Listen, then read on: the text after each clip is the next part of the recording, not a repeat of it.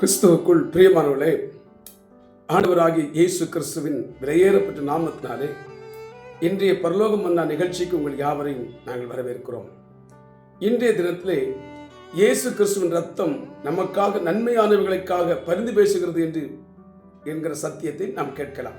கவனிங்கள், ஆபேலுடைய ரத்தம் பேசுகிறவர்களை பார்க்கிறோம், இயேசுவின் ரத்தம் நன்மையானவர்களை பேசுகிறது என்று எபிரேயர் 12ஆம் அதிகாரம் 24வது வசனத்தை வாசிக்கிறோம். கவனிங்கள், ஆபேலுடைய ரத்தம் பேசுவதை பார்க்கிலும் நன்மையானவர்களை பேசுகிற ரத்தம் ஆகிய தெளிக்கப்படும் ரத்தத்திற்கு வந்து சேர்ந்தீர்கள். ஆபேல் என்பது யார்? அதாவது ஆதாமுக்கு பிறந்த பிள்ளைகள் காயினும் ஆபேல். ரெண்டு பேரும் கடவுளை நேசித்தார்கள்.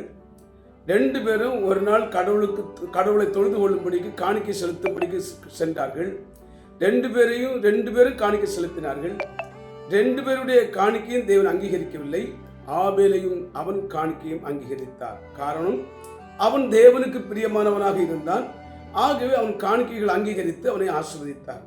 காயின் காணிக்கையும் அங்கீகரிக்கவில்லை. ஆகவே காயினுக்கு மிகுந்த கோபம் உண்டாயிற்று.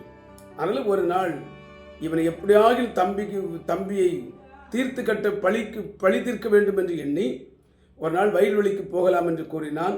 வயல்வெளிக்கு சென்றார்கள். சாதாரணமாக பேசத் தொடங்கினான்.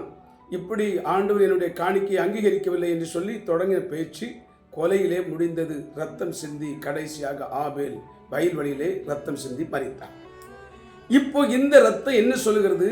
ஆண்டவரே, பரலோகத்தில் இருக்கிற தேவனை நோக்கி கூப்பிடுகிறது. ஆண்டவரே, நான் எந்த தவறும் செய்யலை, ஆனால் என் சகோதரன் என்னை கொலை செய்து விட்டான். நீர் அவனை நியாயம் தீர்த்து தண்டனை வழங்க வேண்டும். அவன் செய்த கொலைக்கு பழிக்கு பழி வாங்க வேண்டும் என்று ஆபேலுடைய ரத்தம் பரலோகத்தை நோக்கி தேவனை நோக்கி கூப்பிட்டது. நல்ல கவனிங்க. ஆனால் பைபிள் இந்த வசனம் என்ன சொல்லுது? ஆபேலுடைய ரத்தம் பேசினவர்களை பார்க்கிலும் நன்மையானவைகளை பேசுகிற ரத்தம் இயேசுவின் ரத்தம். இயேசுவின் ரத்தம் நமக்காக இயேசு இந்த உலகத்தில் வந்தார், சிலுவையை சுமந்தார், அவரை ஆணையர்ந்து கொலை செய்தார்கள். ஆனால் அந்த ரத்தம் என்ன? அவர் என்ன சொன்னார்? அவர் என்ன பேசினார்? ஆண்டவரே, இவர்கள் என்ன செய்தது என்று அறியாது செய்கிறார்கள், இவர்கள் பாவத்தை மன்னியும் என்று சொல்லி அவர்களுக்காக தேவன் பரிந்து பேசினார்.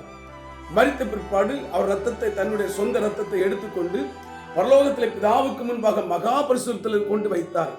இன்றைக்கு அந்த ரத்தம் நமக்காக, நம்ம எவ்வளோ தவறுகள் செய்த போதிலும், குறைகள் இருந்த போதிலும், குற்றங்கள் இருந்த போதிலும் கூட, ஆண்டவரே இவங்களை மன்னியும், அவர்களுக்கு பாவ மன்னிப்பு அருளும், பரலோக ராஜ்யத்தில் அவர்களை சேர்த்துக் கொள்ளும், ஜீவ புத்திரனுடைய பெயர் எழுதப்படட்டும், நித்திய ஜீவனை அடையட்டும், அவர்களுக்காக நான் ரத்தம் சிந்தி இருக்கிறேன், அவர்கள் அனுபவிக்க வேண்டிய பாடு தண்டனையெல்லாம் நான் அனுபவித்து விட்டேன், அவர்களுக்கு மன்னித்து அவர்களுக்கு தயவு செய்யும், இரக்கம் செய்யும், தீர்க்க ஆயுஷ கட்டளையிடும், அவர்களை ஆசீர்வதியும் என்று சொல்லி இன்றைக்கு கர்த்தராகிய இயேசு கிறிஸ்துவின் ரத்தம் நமக்காக பரிந்து பேசிக் கொண்டிருக்கிறது. ஆமென் சொல்லுங்க.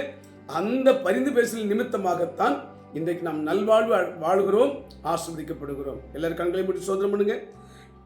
பரலோக பிதாவே, கேட்ட வசனத்தின்படி எங்களுக்காக பரிந்து பேசுகிற ரத்தத்துக்காய் ஸ்தோத்திரம்.